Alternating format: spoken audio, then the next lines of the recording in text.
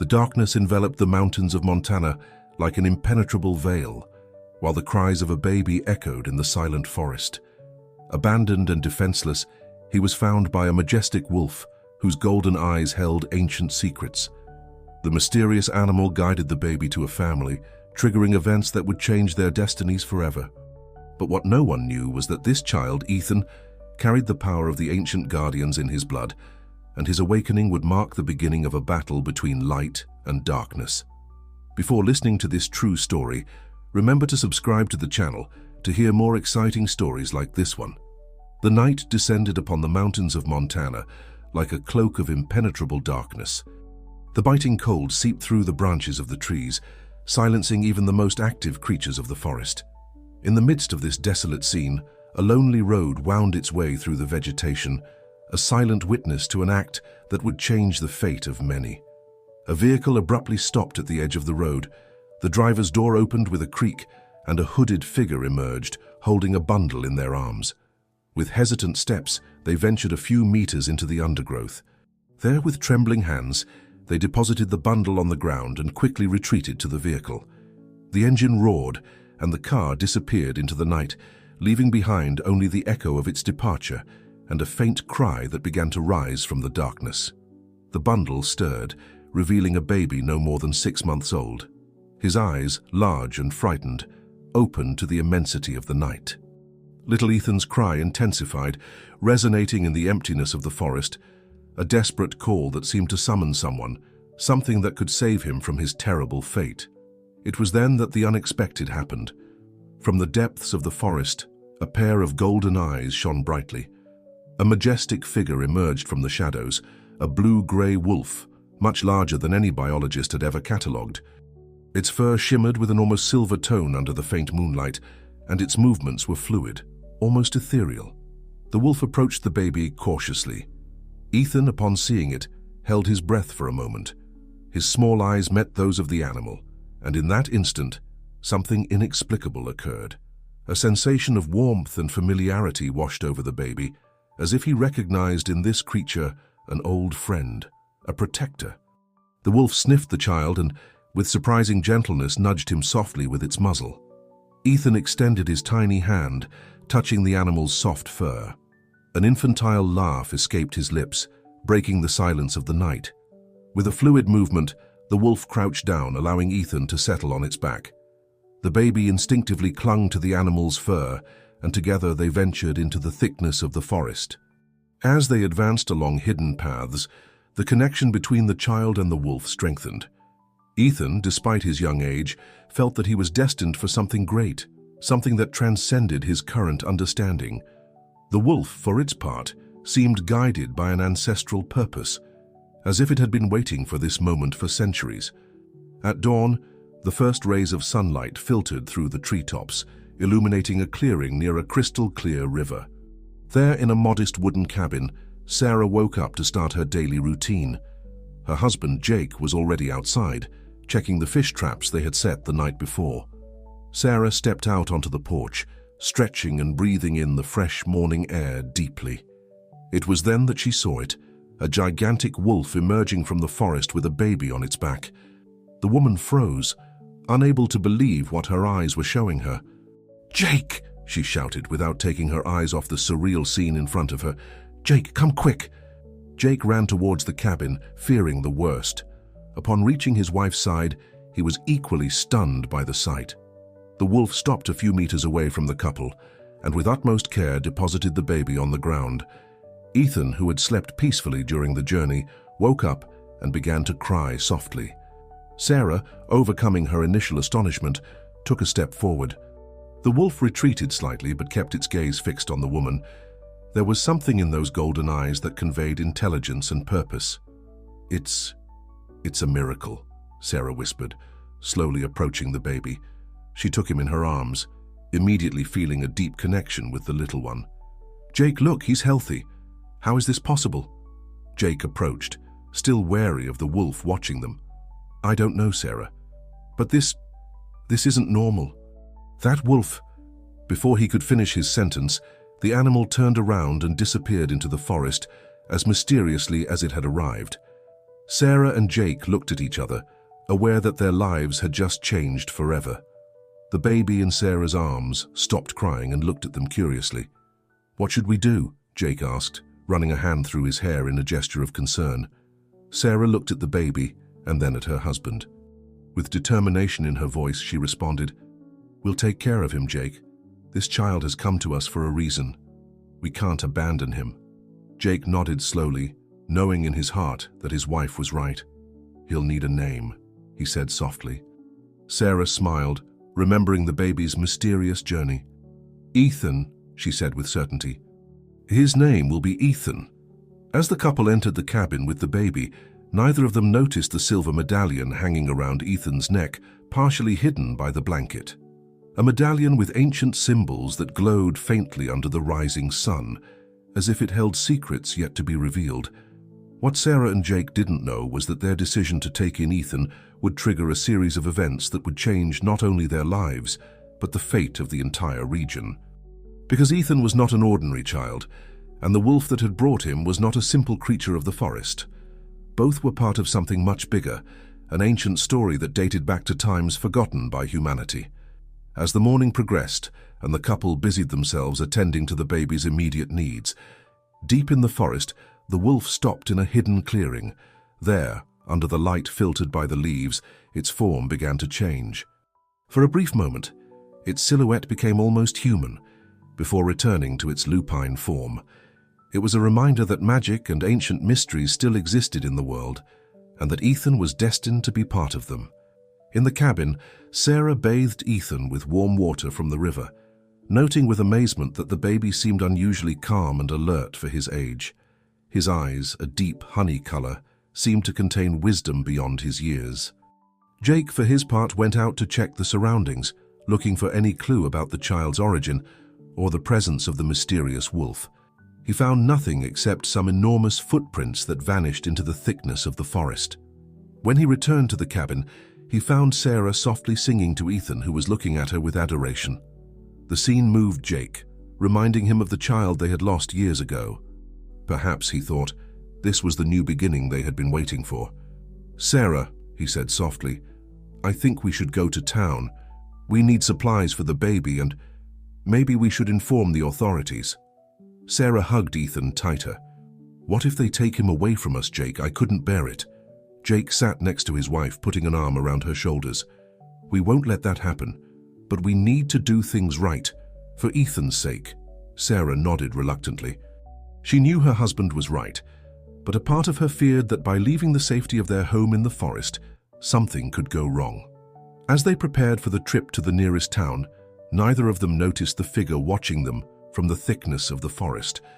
A figure with golden eyes that shone with determination and concern.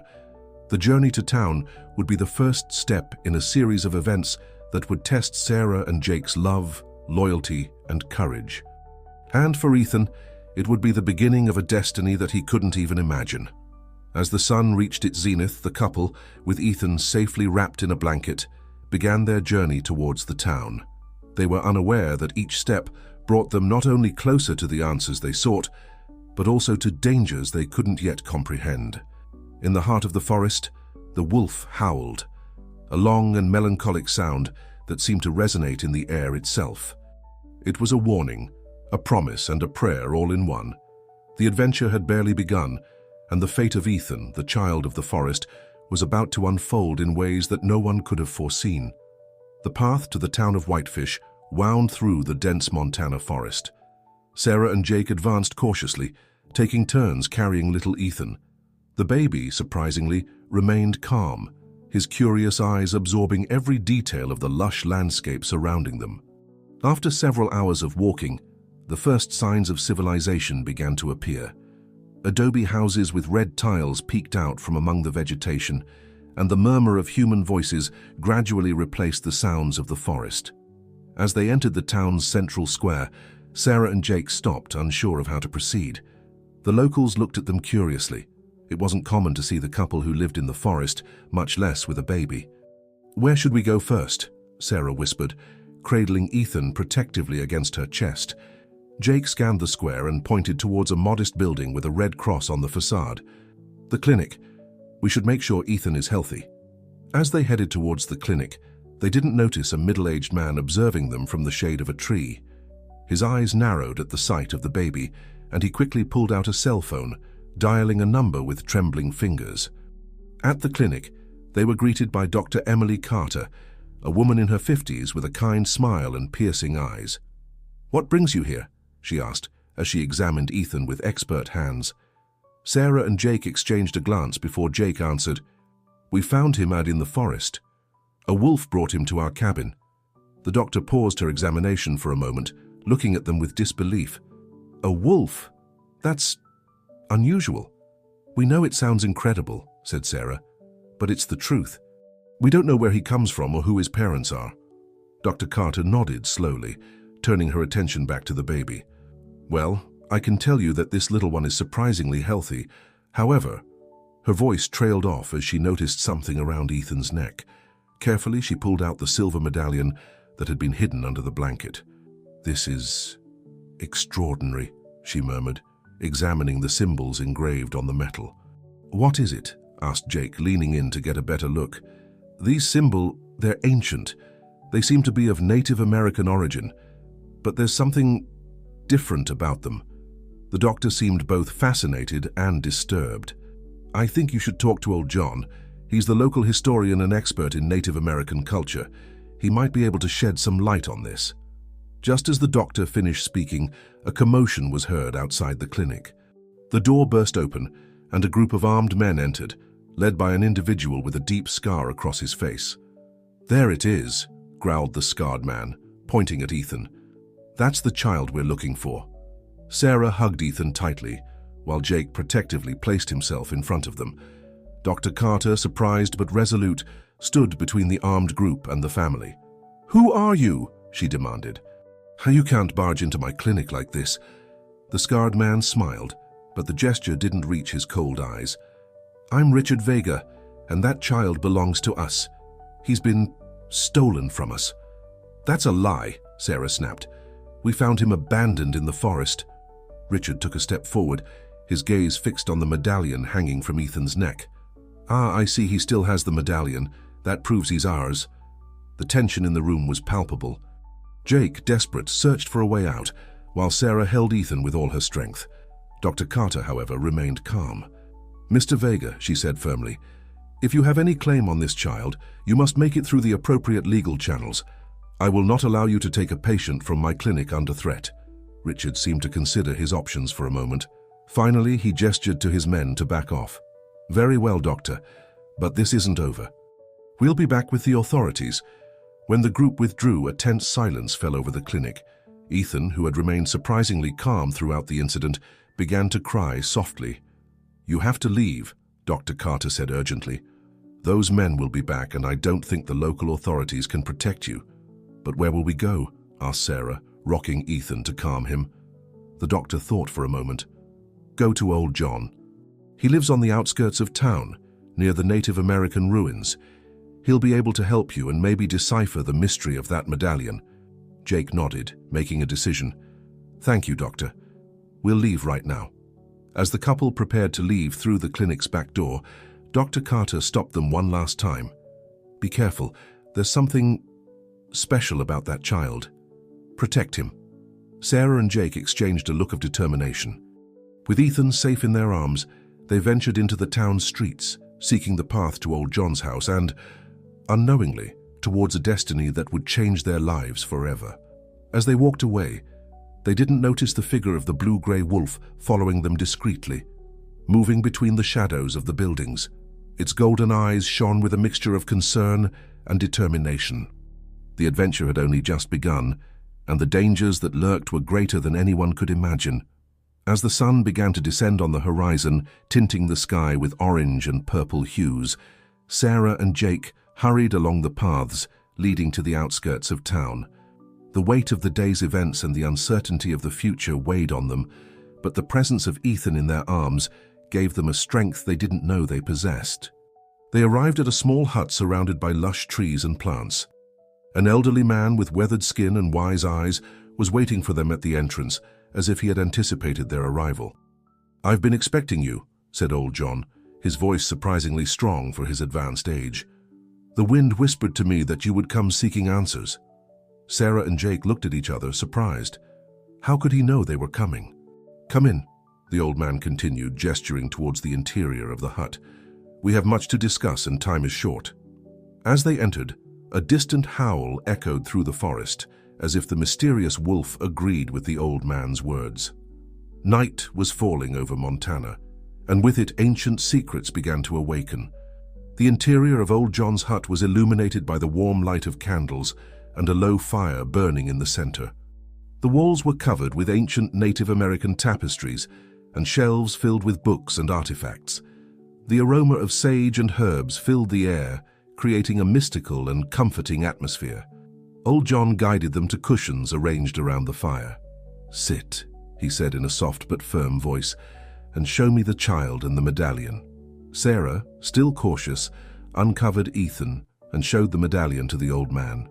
Old John's eyes lit up when he saw the symbols engraved on the silver. "Ah, just as I imagined," he murmured, leaning in to examine the medallion more closely. "This is a very ancient and powerful artifact. It tells a story that goes back to the origins of our people." Jake, impatient, interrupted. "Old John, forgive me, but we're in danger. Armed men are chasing us and want to take Ethan away. We need to know what's going on." The old man nodded gravely. "I understand your urgency, young man, but to comprehend the danger you face, you must first know the story behind that medallion and the child who bears it." Old John stood up and took an ancient codex from one of the shelves. He opened it carefully, revealing pages filled with intricate hieroglyphs and drawings. "Thousands of years ago," he began, "our Native American ancestors spoke of sacred guardians, beings who could change between human form and powerful animals. These guardians protected the balance between the natural and spiritual worlds." Sarah and Jake listened attentively, while Ethan, surprisingly calm, fixed his gaze on the dancing flames of the fire. "The most powerful of these guardians," continued Old John, "was known as the Sky Guardian Wakan Tanka in our ancient language. It was said that he took the form of a great blue-gray wolf with golden eyes." Sarah and Jake exchanged looks of amazement. The description matched perfectly with the wolf that had brought Ethan. "This medallion," said the old man, pointing to the object hanging from Ethan's neck, "is the symbol of Wakan Tanka's lineage. It is passed from guardian to guardian and can only be worn by those destined to inherit this ancestral power." Sarah hugged Ethan tighter. "Are you saying that Ethan is—" "A guardian, yes," confirmed Old John. "Or at least, he is destined to be one. The fact that the wolf brought him to you is no coincidence. It chose you as his temporary protectors." Jake, trying to process all this information, asked, "But who are these men chasing us? What do they want with Ethan?" Old John's face darkened. "Throughout history, there have always been those who seek to control the power of the Guardians for their own selfish ends. The man chasing you, Richard Vega, belongs to a secret organization that has been after this power for generations." "How do you know so much about this?" asked Sarah, suspicious. Old John smiled sadly. "Because I too was a guardian many years ago. I gave up my powers to protect the secrets of our people, but the knowledge remains with me." Suddenly, a howl resonated near the hut, startling everyone except Ethan, who seemed to react with joy to the sound. "Wakan Tanka is near," said Old John, standing up. "He's warning us. Richard and his men must be approaching." "What do we do now?" asked Jake, worry evident in his voice.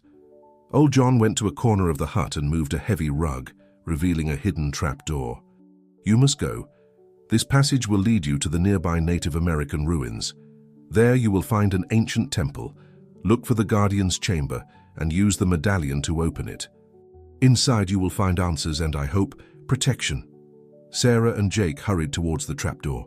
Before descending, Sarah turned to the old man. "Aren't you coming with us?" Old John shook his head. "My role is different.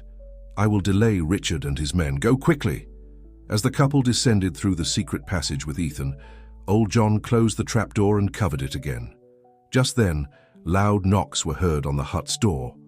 "Open up, old man," Richard's harsh voice shouted. "We know they're in there." Old John took a deep breath, preparing for what was to come. Outside, the wolf's howl blended with the men's shouts, creating a cacophony that echoed through the Montana forest night. In the underground passage, Sarah and Jake advanced blindly in the darkness, guided only by the faint light emitted by Ethan's medallion. The baby, surprisingly, did not cry, as if he understood the gravity of the situation. "Do you think old John will be okay?" Sarah whispered as they moved forward. Jake squeezed her hand. "I hope so. But now we must focus on reaching that temple." As they ventured deeper into the tunnel, they couldn't imagine the dangers and revelations that awaited them in the ancient Native American ruins. The fate of Ethan, and possibly that of all of Montana, depended on what they would discover in the mysterious Guardian's chamber. The underground tunnel seemed to stretch endlessly into the darkness. Sarah and Jake advanced cautiously, guided only by the faint glow of Ethan's medallion. The air grew denser and more humid as they delved deeper into the earth. After what felt like an eternity, the tunnel began to gradually ascend. Soon they found themselves facing an ancient stone door covered in moss and vines. Native American symbols, similar to those on the medallion, were carved into its surface. "This must be it," Jake whispered, running his hand over the engravings. Sarah, with Ethan in her arms, approached the door. The baby's medallion began to glow more intensely, as if responding to the proximity of the ancient temple. "How do we open it?" Sarah asked, examining the door for some mechanism. As if answering her question, Ethan extended his small hand towards the door.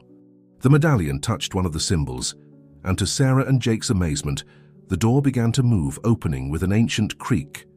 They entered a vast chamber illuminated by torches that magically lit up as they passed. The walls were covered with murals depicting scenes of guardians in animal form protecting the ancient Native Americans. In the center of the chamber, on a stone pedestal, rested a jade statue of a wolf. Its eyes, made of amber, seemed to follow them as they advanced. "It's incredible," Sarah murmured, marveling at the beauty and mystery of the place. Jake approached to examine the murals. "Look, Sarah, these drawings, they show the history of the Guardians. Here's Wakantanka, the Sky Wolf." As they explored the chamber, Ethan began to stir in Sarah's arms. His medallion glowed ever brighter. Suddenly, a roar resonated in the chamber. Sarah and Jake turned, startled, to see the great blue-gray wolf Wakantanka standing at the entrance of the temple. How did he find us?" Jake asked, protectively positioning himself in front of Sarah and Ethan. The wolf slowly advanced towards them, its golden eyes fixed on Ethan. Surprisingly, the baby extended his arms towards the animal, laughing cheerfully. At that moment, Ethan's medallion emitted a blinding flash.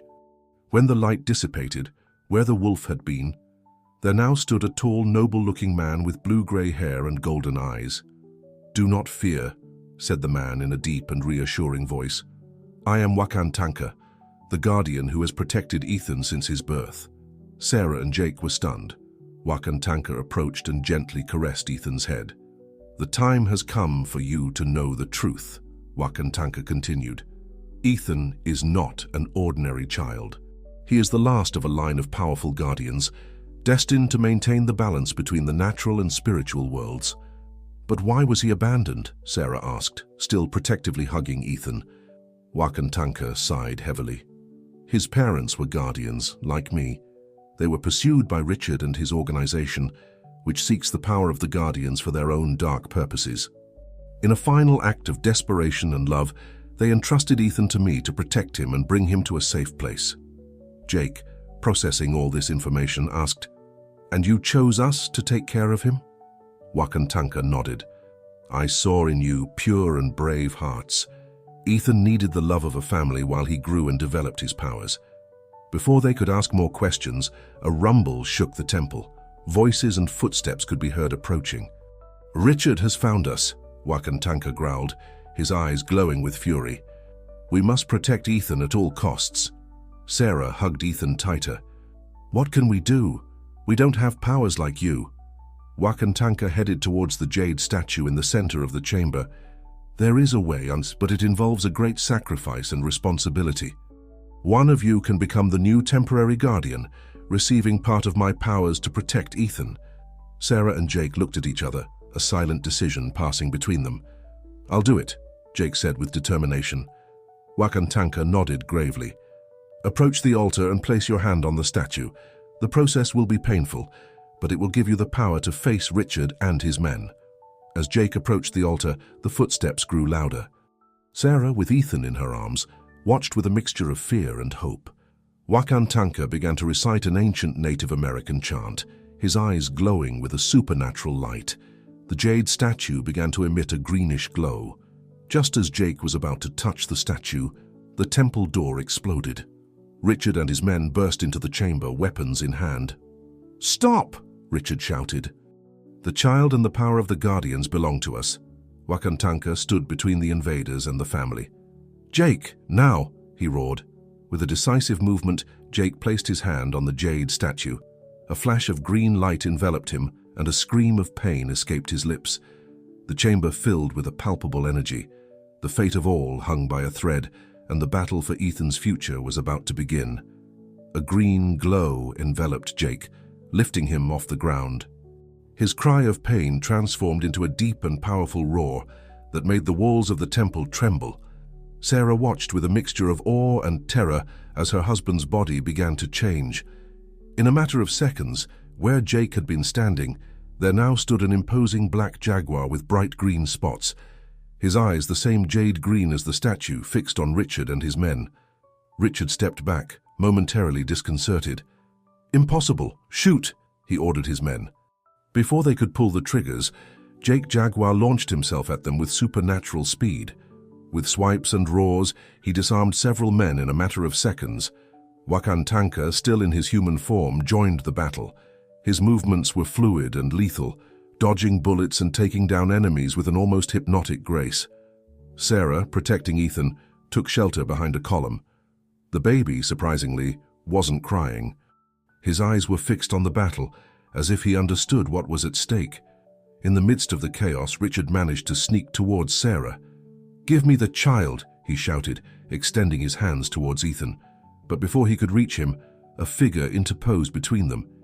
It was a fierce-looking woman with feathers instead of hair and sharp claws instead of hands. "Dr. Carter," Sarah gasped, recognizing the doctor's eyes in that avian form. The bird woman nodded. "I'm also a guardian. I was waiting for the right moment to reveal myself." With a sharp screech, Dr. Carterbird lunged at Richard, driving him away from Sarah and Ethan. The battle continued, fierce and chaotic. Jake Jaguar and Wakantanka fought side by side, taking down the invaders with a combination of brute force and supernatural agility. Dr. Carter flew around the chamber, her claws and beak keeping at bay the attackers who tried to approach Sarah and Ethan. But Richard wasn't giving up easily. He pulled an amulet from his pocket, a dark object that pulsed with evil energy. "You're not the only ones with ancestral power," he shouted, activating the amulet. A wave of dark energy expanded through the chamber, momentarily weakening the Guardians. Taking advantage of the distraction, Richard lunged for Ethan. In that critical instant, Ethan's medallion began to glow with blinding intensity.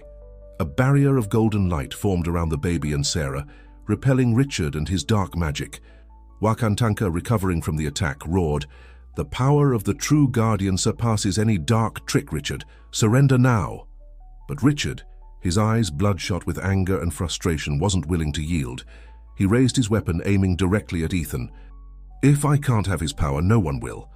Just as he was about to shoot, an arrow of light pierced the air, hitting the weapon and disintegrating it. Everyone turned towards the source of the arrow. At the entrance of the temple stood old John, holding a glowing bow. Despite visible wounds, his presence radiated power and wisdom.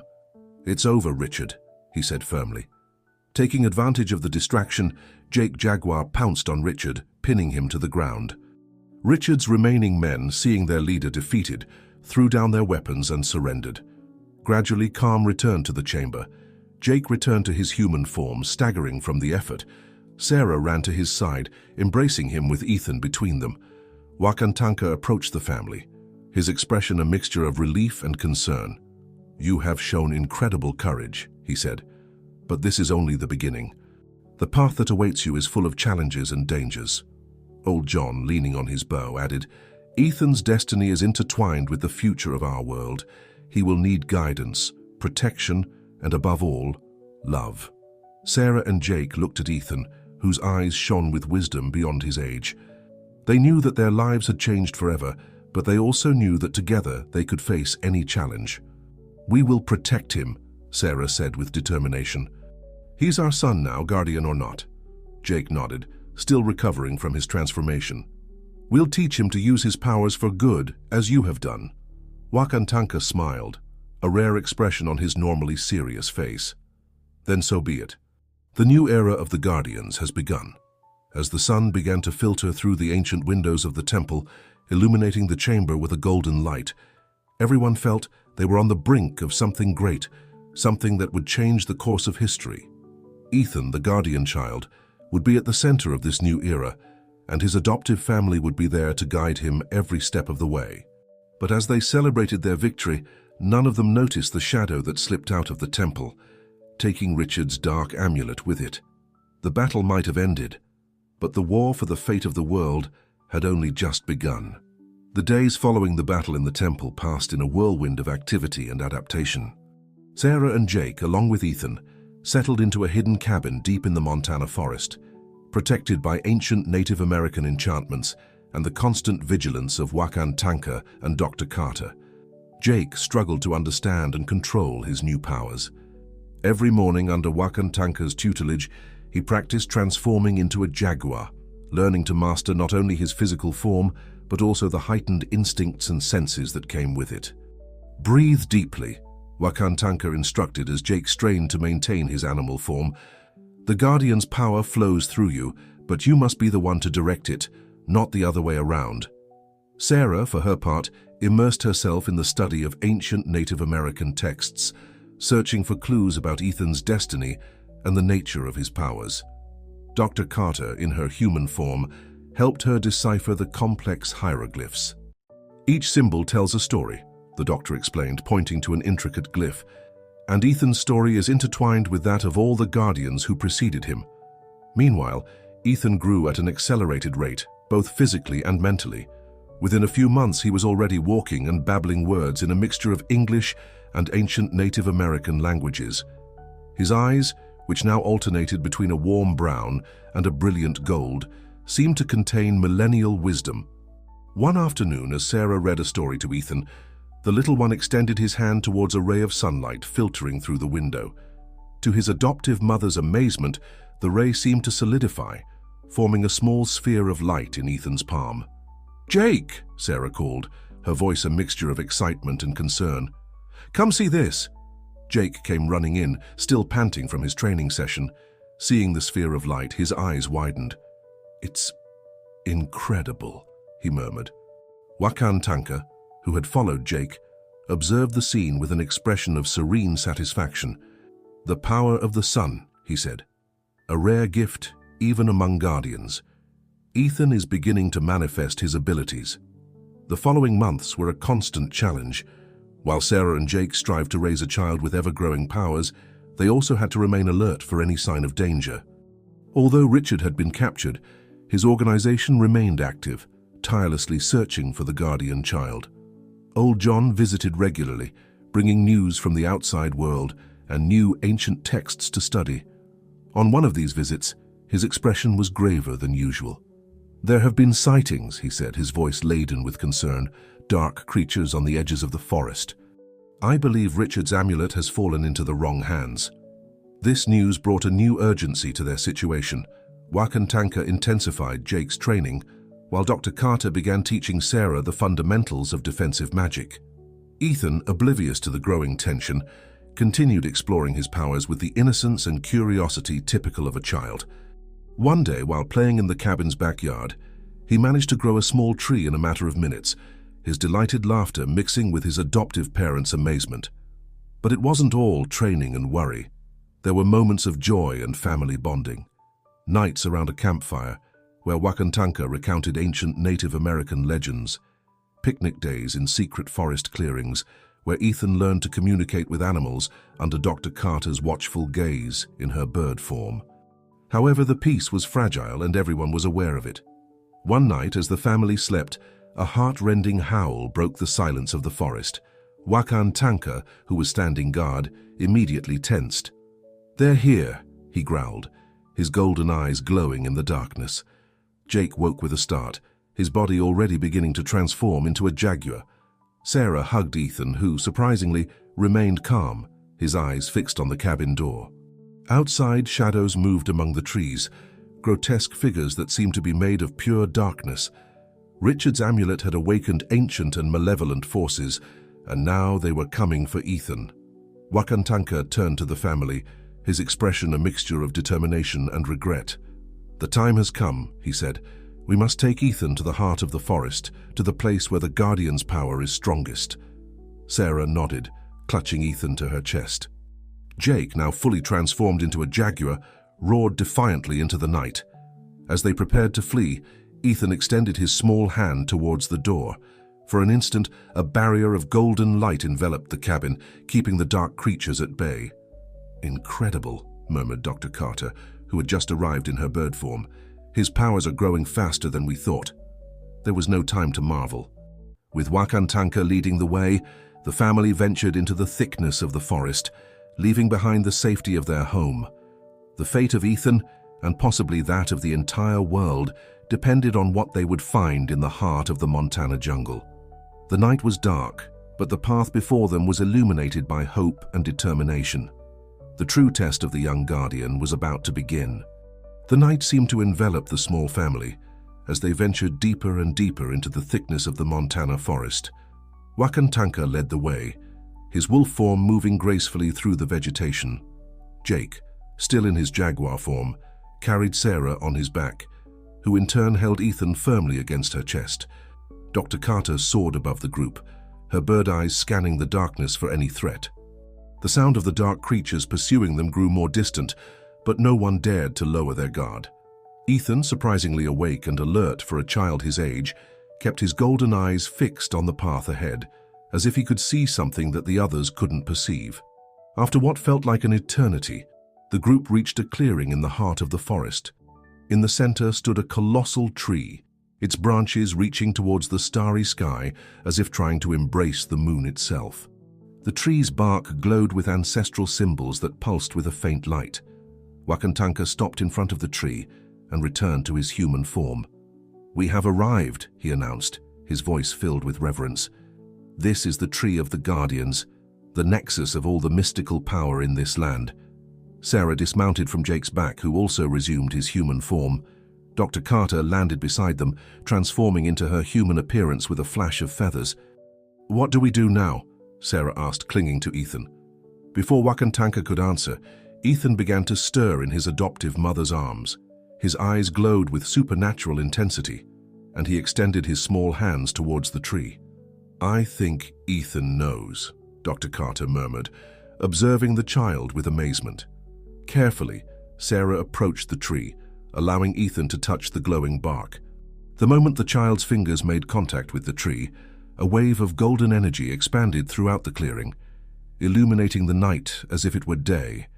The symbols on the tree began to move, rearranging themselves until they formed a brilliant portal in the trunk.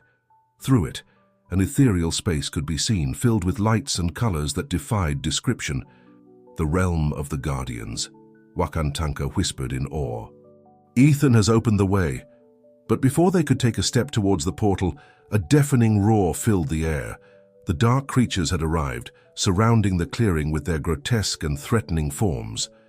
Jake instantly transformed into a jaguar, positioning himself protectively in front of his family. Wakan Tanka and Dr. Carter also adopted their animal forms, preparing for battle. "Sarah, take Ethan to the portal!" Wakan Tanka shouted before lunging at the dark creatures. The battle that followed was fierce and chaotic. Jake, Wakan Tanka, and Dr. Carter fought with all their strength and skill, but the dark creatures seemed endless. Sarah ran towards the portal with Ethan in her arms, but just as she was about to cross it, a familiar figure emerged from the shadows, blocking her path. "Not so fast," Richard growled, holding the dark amulet that pulsed with evil energy. "The child and his power will be mine." Ethan, however, showed no fear. His eyes glowed with an intense light, and suddenly a golden barrier formed around him and Sarah, repelling Richard. "No!" Richard roared, striking the barrier with the amulet. "I've waited too long for this." At that critical moment, Old John appeared in the clearing, his glowing bow in hand. "It's time for this to end, Richard," he said firmly, aiming an arrow of light directly at the villain's heart. Richard, trapped between Ethan's barrier and Old John's threat, let out a bitter laugh. "You don't understand," he said. "The child's power is the key to restoring the world's balance. We need it." "Balance is not restored with darkness and greed," Old John replied. "Ethan will find his own path, guided by love and wisdom." With a cry of frustration, Richard tried to use the amulet one last time. But at that instant, Ethan extended his hand, and a ray of pure light struck the amulet, disintegrating it. Without the amulet, the dark creatures began to vanish. Richard, stripped of his power, fell to his knees, defeated. Silence fell over the clearing. Sarah hugged Ethan tightly, tears of relief and love running down her cheeks. Jake, returning to his human form, joined the embrace. Wakantanka approached the family, his expression a mixture of pride and concern. "You have shown incredible courage," he said, "but Ethan's path is just beginning. He will need guidance and protection as he learns to control his powers." Sarah and Jake exchanged a look, then looked at Ethan, whose eyes shone with wisdom and power beyond his years. "We'll be with him every step of the way," Jake said with determination. Sarah nodded. "He's our son, our little guardian. We'll love and protect him no matter what." Old John approached, smiling warmly. "And you won't be alone, all of us," he said, pointing to Wakantanka, Dr. Carter, and himself. "We'll be here to help." Ethan, as if understanding the gravity of the moment, touched Sarah's face and then Jake's, a smile illuminating his childish face. The portal in the Tree of the Guardians began to close slowly, but not before a golden light emerged from it, enveloping Ethan for a moment. When the light dissipated, a small medallion, similar to the one he already had but with new symbols, hung from his neck. "His heritage," Wakantanka murmured, "and his responsibility." As the sun began to peak over the horizon, bathing the clearing in a golden light, the family prepared to return to their home. They knew that the challenges were not over, that the road ahead would be full of trials and dangers. But they also knew that together with love, courage, and the wisdom of the ancient guardians, they could face anything the future held for them. Ethan, the guardian child, would be the light that would guide the way to a new dawn for the world. And so, with hope in their hearts and determination in their souls, the family left the clearing, venturing once again into the Montana forest, ready to write the next chapter of their extraordinary story. Years passed quickly in the Montana forest. Ethan, the guardian child, grew not only in stature but also in power and wisdom. At 7 years old, he already showed abilities that amazed even Wakantanka and Old John. One sunny morning, Ethan was in the clearing near their cabin, practicing under Jake's watchful eye. The boy extended his hands towards a small bush, his eyes glowing with an intense gold. Slowly, the bush began to grow, its branches extending and flowering in a matter of seconds. "Excellent, Ethan," Jake exclaimed, proud. "Your control over nature improves every day." Ethan smiled, but his expression soon turned serious.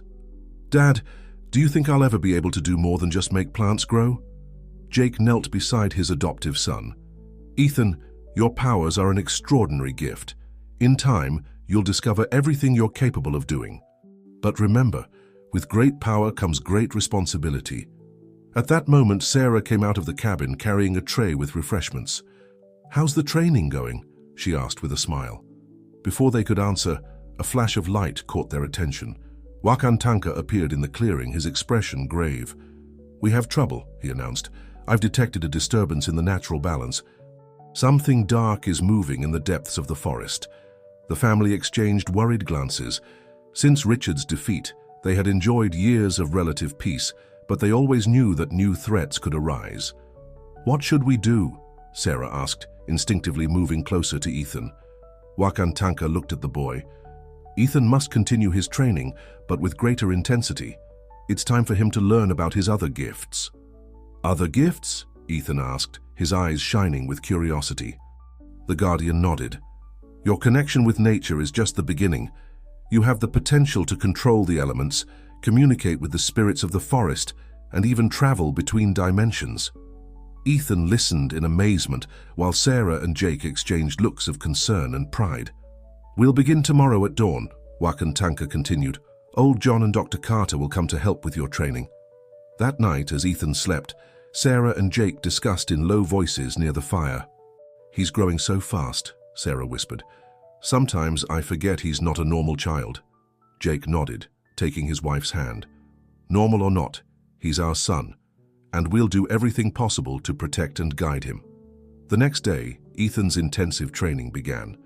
Old John taught him about the history and legends of the Guardians, while Dr. Carter instructed him in the art of healing and empathy with all creatures. Wakantanka focused on the more practical aspects of his powers. Under his tutelage, Ethan learned to create small fireballs, move objects with his mind, and create energy shields. Weeks passed, and Ethan's powers grew exponentially. But with each new achievement, the boy felt an increasingly heavy weight on his shoulders. One afternoon, while practicing levitation, Ethan suddenly lost control. Objects around him began to fly chaotically, and a fierce wind rose in the clearing. "Ethan!" Sarah shouted, trying to approach her son. The boy floated in the air, his eyes glowing with an intense gold, tears running down his cheeks. "I can't control it," he cried, frightened. Wakantanka stepped forward, his voice calm but firm. "Ethan, listen to me. Close your eyes. Breathe deeply. Feel the energy flow through you. You are the guardian, you have control." Slowly, Ethan began to calm down. The objects stopped flying and the wind subsided. The boy descended gently to the ground, where he was immediately embraced by Sarah and Jake. "I'm sorry," Ethan sobbed. "I didn't mean to scare you." "It's okay, my love," Sarah whispered, stroking his hair. "We're here for you. Always." Wakantanka approached, his expression serious but understanding. "What you just experienced, Ethan, is only a fraction of your true potential. But remember, power without control is dangerous. You must learn to balance your strength with wisdom and compassion." That night, as the family dined around the fire, a distant howl broke the silence of the forest. Wakantanka stood up immediately, his senses on alert. "It has begun," he murmured. "The darkness is moving." Ethan stood up, his eyes glowing with determination. "I'm ready," he said, his voice more mature than his age suggested. Sarah and Jake looked at each other, knowing they couldn't protect their son from his destiny forever. The real test was coming, and they only hoped they had prepared Ethan enough to face it. As night fell over the forest, the family prepared for the unknown. The peace they had enjoyed was coming to an end, and a new adventure full of dangers and challenges was about to begin. As darkness settled over the Montana forest like a heavy blanket, muffling the usual night sounds, Ethan, now 8 years old, stood at the edge of the clearing, his golden eyes scanning the thick undergrowth. Beside him, Jake kept watch in his jaguar form, while Sarah and Wakantanka prepared for the imminent threat. "Something's coming," Ethan whispered, his voice carrying a maturity beyond his years. As if responding to his words, a dark mist began to seep between the trees, slowly advancing towards the clearing. Wakantanka growled, his fur bristling. "It's the manifestation of the darkness we've been sensing," he explained. "Ethan, remember your training. You are the light that can dispel these shadows." The young guardian nodded, closing his eyes for a moment to concentrate. When he opened them, his hands began to glow with a golden light. The dark mist swirled, forming grotesque figures that advanced menacingly. Jake roared, launching himself at the first shadowy creatures that emerged from the mist. Sarah, wielding an enchanted staff that old John had given her, joined the battle. Ethan extended his hands, projecting a shield of light that protected his family, but for every shadowy creature they defeated, 2 more seemed to arise. "There are too many," Sarah cried, dodging the attack of a shadow with claw-like form. At that moment, a shrill cry resonated in the air. Dr. Carter, in her bird form, descended from the night sky, her talons glowing with mystical energy. Behind her, old John appeared among the trees, his bow ready for action. "We arrived just in time," old John exclaimed, firing arrows of light that dissipated the shadows in their path. Despite the reinforcement, the situation remained critical. The dark mist seemed infinite, and the shadowy creatures did not cease their advance. Ethan, feeling the growing desperation, closed his eyes again. In his mind, he recalled Wakantanka's lessons about balance and connection with nature. He breathed deeply, feeling the forest's energy flow through him. Suddenly, the medallion on his chest began to glow intensely. Ethan opened his eyes, which now shone like miniature suns. He raised his hands to the sky, and a pillar of golden light rose from his position, piercing the clouds and illuminating the entire clearing. The shadowy creatures shrieked in pain at the light, beginning to vanish. The dark mist retreated, as if repelled by the energy Ethan was emitting. But the victory was ephemeral. As Ethan's light dispelled the shadows, a figure emerged from the remaining darkness. It was a tall man dressed in a black robe, his face hidden under a hood. "Impressive, young guardian," said the figure in a voice that seemed to resonate from the depths of the earth. "But this is only the beginning." Wakantanka interposed himself between the figure and Ethan. "Who are you?" he growled. The figure laughed, a sound that chilled the blood of all present. "I am the balance you have ignored, the darkness that balances the light. I am known by many names, but you can call me Ahriman." Sarah gasped, recognizing the name from ancient texts. Old John stepped forward, his bow aimed at Ahriman. "The underworld must remain separate from the world of the living," the old man declared. "What do you seek here?" Ahriman extended his arms, and darkness seemed to swirl around him. "The balance has been broken. Light has dominated for too long. It's time for darkness to reclaim its place." His eyes, glowing with an intense red under the hood, fixed on Ethan. "And this young guardian is the key. His power, used correctly, can restore true balance." Ethan, feeling the weight of Ahriman's gaze, stepped forward. "I won't let you use my powers to harm this world," he said firmly. Ahriman smiled, a gesture that wasn't seen but felt in the air. "Oh, little guardian, you have no idea what's at stake, but you will understand in time." With a wave of his hand, Ahriman created a portal of darkness. "We will meet again, Ethan. And when that moment comes, you will have to make a decision that will affect not only this world but all realms." Before anyone could react, Ahriman disappeared through the portal, which closed behind him with a burst of dark energy. Silence fell over the clearing. Ethan, exhausted from using his powers, staggered. Jake, returning to his human form, held him before he could fall. Wakantanka looked to the horizon, his expression grave. "The real battle is just beginning," he murmured. "Ahriman is an enemy beyond anything we have faced before." Sarah hugged Ethan, her eyes full of concern. "What will we do now?" Old John approached the group, his face showing determination. "We must prepare. Ethan needs to complete his training, and we must all be ready for what's coming." Dr. Carter, returning to her human form, nodded. "I'll research the ancient texts. There must be some way to seal the underworld again." As the group discussed the next steps, Ethan looked at the starry sky. He felt the weight of his destiny more than ever, but also a growing determination. Whatever Ahriman was planning, he would be ready to face it. The night advanced, and with it, the certainty that the battle for the world's balance had only just begun. Ethan, the young guardian, would be the key to determining the fate of all realms. And as the Montana forest sank into an uneasy sleep, the forces of light and darkness prepared for the final confrontation. The months following Ahriman's appearance were a whirlwind of preparations and intensive training. Ethan, now 9 years old, had grown not only in stature but also in power and wisdom. His eyes, which alternated between a warm brown and a brilliant gold, reflected a maturity beyond his years. One morning, as the sun was just beginning to peek over the Montana forest, Ethan was meditating in the center of the clearing.